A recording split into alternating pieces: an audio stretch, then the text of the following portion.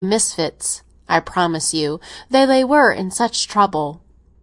Well, Margaret, you're right welcome, as you know, and I'll sit down and help you with pleasure, though I was tired enough of sewing to-night at Miss Simmonds'." By this time Mary had broken up the raking coal and lighted her candle, and Margaret settled herself to work on one side of the table, while her friend hurried over her tea at the other. The things were then lifted en masse to the dresser, and dusting her side of the table with the apron she always wore at home, Mary took up some breadths and began to run them together. "Who's it all for? For if you've told me, I've forgotten." "Why, it's Mrs. Ogden, as keeps the greengrocer shop in Oxford Road.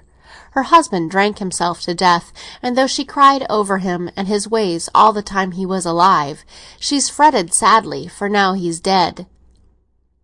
"Has he left her much to go upon?" asked Mary, examining the texture of the dress. "This is beautifully fine, soft bombazine." "No, I'm much afeard there's but little, and there's several young children besides the 3 Miss Ogdens.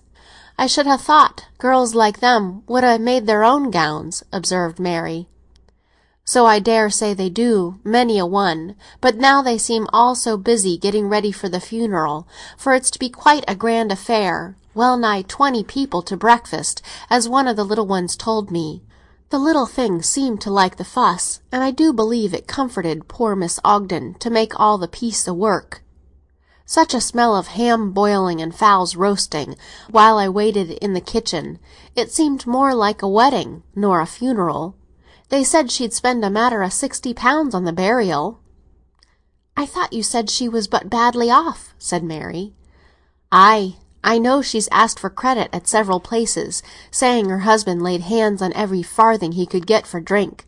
But the undertakers urge her on, you see, and tell her this thing's usual, and that thing's only a common mark of respect, and that everybody has to other, till the poor woman has no will of her own. I dare say, too, her heart strikes her. It always does when a person's gone, for many a word and many a slighting deed to him who's stiff and cold, and she thinks to make up matters, as it were, by a grand funeral, though she and all her children, too, may have to pinch many a year to pay the expenses, if ever they pay them at all." "This mourning, too, will cost a pretty penny," said Mary. "I often wonder why folks wear mourning. It's not pretty or becoming, and it costs a deal of money, just when people can spare at least. And if what the Bible tells us be true, we ought not to be sorry when a friend who's been good goes to his rest.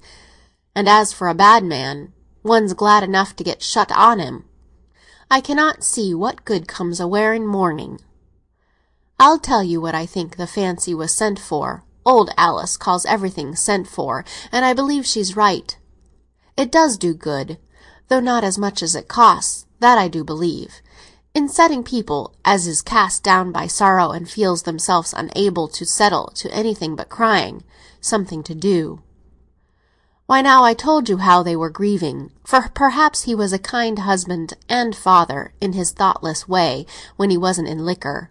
But they cheered up wonderful while I was there, and I asked 'em for more directions than usual, that they might have something to talk over and fix about, and I left 'em my fashion book, though it were 2 months old, just a purpose. I don't think every one would grieve o' that way. Old Alice wouldn't.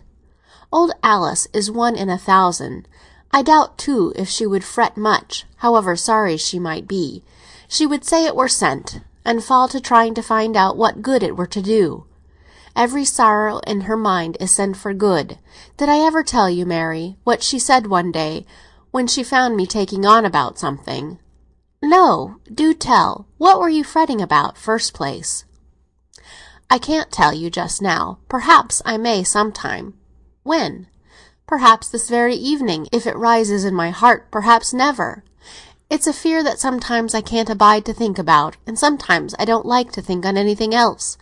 Well, I was fretting about this fear, and Alice comes in for something and finds me crying. I would not tell her no more than I would you, Mary. So she says, 'Well, dear, you must mind this, when you're going to fret and be low about anything. An anxious mind is never a holy mind.' Oh, Mary, I have so often checked my grumbling since she said that." The weary sound of stitching was the only sound heard for a little while, till Mary inquired, "Do you expect to get paid for this morning?" "Why, I do not much think I shall. I've thought it over once or twice, and I mean to bring myself to think I shan't, and to like to do it as my bit towards comforting them. I don't think they can pay, and yet they're just the sort of folk to have their minds easier for wearing mourning. There's only one thing I dislike making black for. It does so hurt the eyes." Margaret put down her work with a sigh, and shaded her eyes. Then she assumed a cheerful tone, and said, "You'll not have to wait long, Mary, for my secret's on the tip of my tongue. Mary, do you know I sometimes think I'm growing a little blind? And then what would become of grandfather and me? Oh, God help me! Lord help me!" She fell into an agony of tears, while Mary knelt by her, striving to soothe and to comfort her, but like an inexperienced person, striving rather to deny the correctness of Margaret's fear than helping her to meet and overcome the evil. "No," said Margaret, quietly fixing her tearful eyes on Mary, "I know I'm not mistaken. I have felt one going some time, long before I ever thought what it would lead to, and last autumn I went to a doctor, and he did not mince the matter, but said unless I sat in a darkened room with my hands before me, my sight would not last me many years longer. But how could I do that, Mary? For one thing, grandfather would have known there was somewhat the matter, and oh, it will grieve him sore whenever he's told, so the later the better. And besides, Mary, we've sometimes little enough to go upon, and what I earn is a great help, for grandfather takes a day here and a day there for botanizing or going after insects, and he'll think little enough of 4 or 5 shillings for a specimen. Dear grandfather! And I'm so loath to think he should be stinted of what gives him such pleasure. So I went to another doctor to try and get him to say something different, and he said, 'Oh, it's only weakness,' and give me a bottle of lotion. But I've used 3 bottles, and each of 'em cost 2 shillings, and my eye is so much worse, not hurting so much, but I can't see a bit with it. There now, Mary," continued she, shutting one eye, "now you only look like a great black shadow, with the edges dancing and sparkling." "And can you see pretty well with the other?" "Yes, pretty near as well as ever. The only difference is that if I sew a long time together, a bright spot like the sun comes right where I'm looking. All the rest is quite clear, but just where I want to see. I've been to both doctors again, and now they're both of the same story, and I suppose I'm going dark as fast as may be. Plain work pays so bad, and mourning has been so plentiful this winter, that I were tempted to take in any black work I could, and now I'm suffering from it." "And yet, Margaret, you're going on taking it in. That's what you'd call foolish in another." "It is, Mary, and yet what can I do? Folk mun live, and I think I should go blind anyway, and I daren't tell grandfather, else I would leave it off. But he will so fret." Margaret knocked herself backward and forward to still her emotion.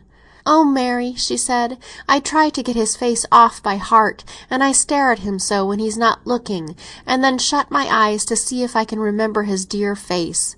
There's one thing, Mary, that serves a bit to comfort me. You'll have heard of old Jacob Butterworth, the singing weaver.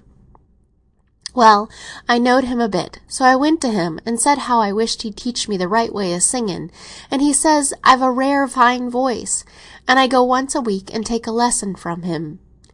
He's been a grand singer in his day. He led the choruses at the festivals, and got thanked many a time by London folk, and one foreign singer, Madame Catalani, turned round and shook him by the hand before the old church, full o' people. He says I may gain ever so much money by singing, but I don't know. Any rate, it's sad work being blind." She took up her sewing, saying her eyes were rested now, and for some time they sewed on in silence. Suddenly there were steps heard in the little paved court. Person after person ran past the curtained window. "Something's up," said Mary. She went to the door and stopped the first person she saw, inquired the cause of the commotion. "Eh, wench, dunna you see the fire light?" Carson's mill is blazing away like fun." And away